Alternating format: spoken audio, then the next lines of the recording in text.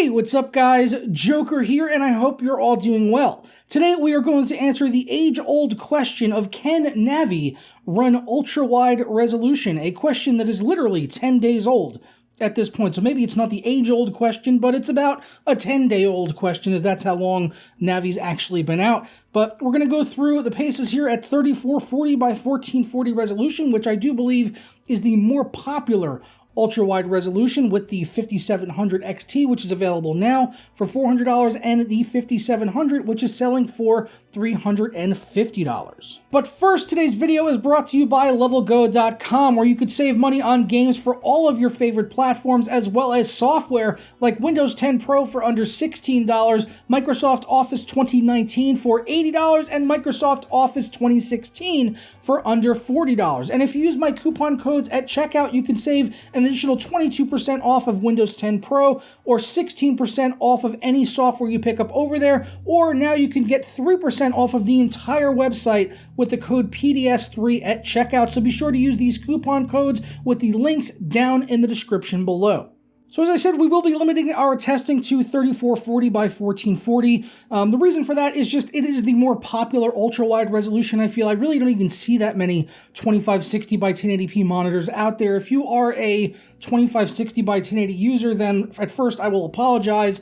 And if there is enough demand for it and you guys leave comments down below, then I will maybe go back and also test that resolution as well. But it just seems like 3440 by 1440 has kind of instantly almost become the more adopted ultra-wide resolution that people tend to be using. There's a lot of FreeSync monitors available that are using that resolution. So that is what I opted to use here for my testing today, with the two mid-range GPUs from AMD on the Navi architecture. So we're going to be going through benchmarking through a series of games at 3440 by 1440, as I said, on high settings. I decided to use high settings because these are mid-range GPUs, and I felt like if we just instantly ramped everything up to ultra, it would just probably decimate the frame rate in a lot of more modern titles, something more demanding, things like Assassin's Creed Odyssey, Metro Exodus. The frame rate probably would have just been in the absolute toilet. And of course, for some games that are running over 100 FPS, and there are some games that can do that on these cards at that resolution, yes,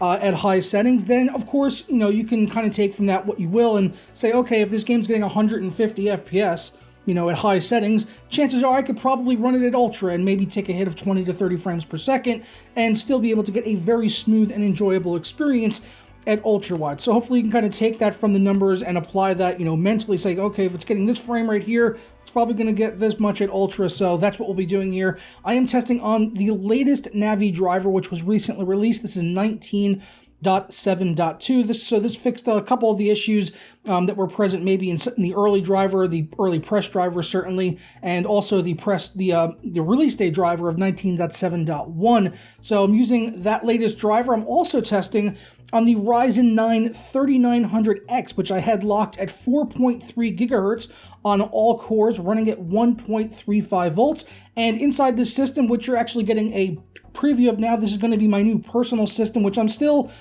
tinkering with and getting everything kind of set up the way that I want it. So you're getting kind of an early preview here before we do the actual build video, but this is going to be my new personal system. So as a result of it being my system, it's actually got 64 gigabytes of DDR4 memory in there. That's Corsair Vengeance RGB RAM at 3200 megahertz, which I was just running at the stock XMP profile for all this testing. And as I said, 3900X was locked at 4.3 gigahertz all core. Other than that, no overclocking on the GPUs. They were just running at their stock settings. And overall, I have to say that I was pleased as punch with the performance out of the Navi GPUs, even up at 3440 by 1440. This $350 to $400 price point has certainly come a long way over the past couple of years. Being able to see cards like this actually handle this higher resolution, which is a balance somewhere between 1440 and 4K. It's not as intensive as 4K, but it's definitely more intensive than 1440p, and it kind of falls right in the middle there. And I feel like there are a lot of people that are, you know, maybe coming from 1440 or even 1080p and deciding, you know, do I want to go up to all the way up to 4K and be pushing that demanding resolution,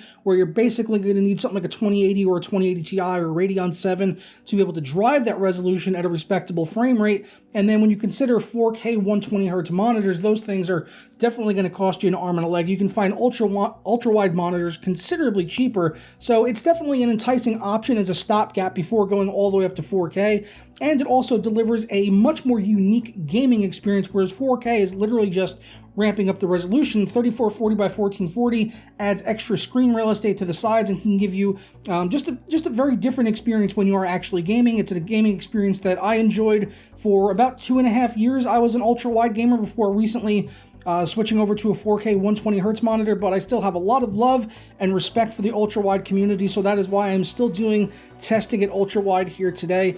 But yeah, as I said, these cards can actually do really well at 3440 by 1440 as long as you are reasonable in terms of your expectations of what these cards can push out in terms of frame rates and the settings that you'll have to use to get a good frame rate in some titles, some very, very demanding titles. But for the most part here, a lot of these games ran really well, and when you consider having to use, being able to use a FreeSync monitor along with these graphics cards, then you are probably going to get a smooth experience in most titles out there, as long as you're willing to go in there and maybe toggle around some settings to kind of get the best experience suited for your needs. But this is all done at the high preset. Of course, you could probably ramp some things up like textures and maybe sacrifice in other areas that aren't as important to you, like shadow resolution, things like volumetric fog and clouds, and some of the Ubisoft titles that have those options, which are super duper demanding. So yeah, of course you can always go in there and tinker and tweak these options to be at a custom setting to get the best frame rate possible when you are gaming, but this is just the high preset, and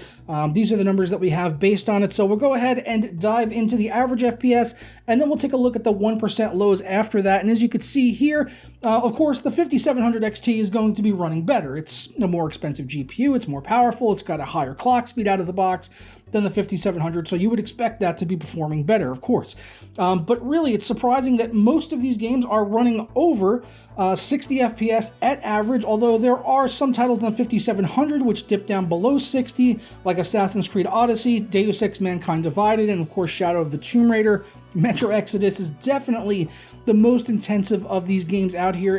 For these particular GPUs, that is a game that if you were playing it at ultra-wide, you would probably have to drop down a lot of settings to be able to get that to run at a smooth 60 frames per second, because it is just very demanding and also kind of poorly optimized in my personal opinion. I mean, the game looks very beautiful, but I don't think it really warrants the frame rate that it's getting here. I think it could be running a lot better if the engine itself was actually just a little bit better, and maybe it will run better over time when we get a little bit better driver optimization on these Navi GPUs. Maybe we'll have to revisit this in 6 months, but I think the takeaway from taking a look at this is that the 5700 XT can definitely handle games at ultra-wide resolution at high settings, and in titles like Rainbow Six Siege, F1 2019, Sniper Elite 4, and very likely pretty much any other esports title out there that you would consider, like Overwatch, Counter-Strike Go, stuff along those lines, Dota 2, League of Legends. You're going to have absolutely no problem whatsoever playing those games at ultra-wide resolution. And with something like Rainbow Six Siege here, again, that I absolutely love, this is at high settings. I have no doubt you could play that game at ultra settings, completely maxed out at this resolution on either one of these GPUs, and just be absolutely pleased. So yeah, very impressed, honestly, what the Navi GPUs are able to do at this high resolution. We'll go ahead and take a look at the 1% lows here now, where you can see the story continues. Of course, we do have some drops down below 60 frames per second, as you would expect at this resolution. Some of the lower ones are, again, Assassin's Creed Odyssey, Deus Ex Mankind Divided, Metro Exodus, Shadow of the Tomb Raider, Division 2, very demanding titles. Some less demanding titles and more well-optimized titles like F1, Rainbow Six, and Sniper Elite 4 are going to run a fair bit better. But for the most part, honestly, even though the 1% lows are down as low as they are, I felt like most of these games, beside Metro Exodus, played extremely smoothly. I was playing on a FreeSync ultra-wide monitor. It's a ViewSonic display, which I'm going to be reviewing later this week, so stay tuned for that. And honestly, it was a very smooth, crisp experience. Even when I had some drops down below 60 frames per second, the transitions were smooth and fluid, as you would expect when playing on an adaptive sync display. So really, what is my takeaway here from the Navi GPUs running at ultra-wide? Yeah, the 5700 XT can definitely handle it, and I would honestly recommend either one of these cards for ultra-wide, as long as you can gauge your expectations of what games you're going to be able to run at high to ultra settings and all of that. And also, if you are picking up an ultra-wide monitor, maybe for a more productivity-focused type of use case, like video editing, Photoshop, or whatever, then, you know, if you're going to be more focused on that, and then only using the ultra-wide maybe for gaming every once in a while and playing maybe less demanding titles, especially if you're playing older games, you're going to have way less issues in terms of frame rate. And then esports titles, as I mentioned, like CSGO, Overwatch, even the ultra-wide on Overwatch is not real ultra-wide anyway. It's just kind of cropped in, which is unfortunate. But Rainbow Six Siege, you saw there, that's an esports title, and one of the more demanding esports title, even though it's from 2015, it's still fairly demanding, and one of my favorite games of all time, and I still play it to this day almost on a daily basis. So yeah, for some titles that are less demanding, of course, it's going to run really well on either one of these cards, but then with some more newer single-player titles, you might run into some issues. The likes of Metro Exodus, that one's going to be really taxing. But even some of the Ubisoft titles like Assassin's Creed Odyssey, Division 2, can definitely handle those games and be able to play them at ultra-wide around 60 frames per second. Don't expect yourself to be getting 100 FPS in those games unless you drop down some other settings and do some tweaking there. But for the most part, it can run a lot of modern titles over 60 frames per second and get a smooth and playable frame rate. So let me know your thoughts down in the comments below on these GPUs at ultra-wide res and what your thoughts and opinions are. If these maybe performed a little bit better than you had expected or worse than expected, let's discuss it down in the comments below. I do look forward to your guys' feedback as always, but I'm going to go ahead and get out of here and enjoy the rest of my day. I hope you guys do as well. And as always, I do love it when you guys like, comment, subscribe, and ring the notification bell. And I will see you tomorrow for another video.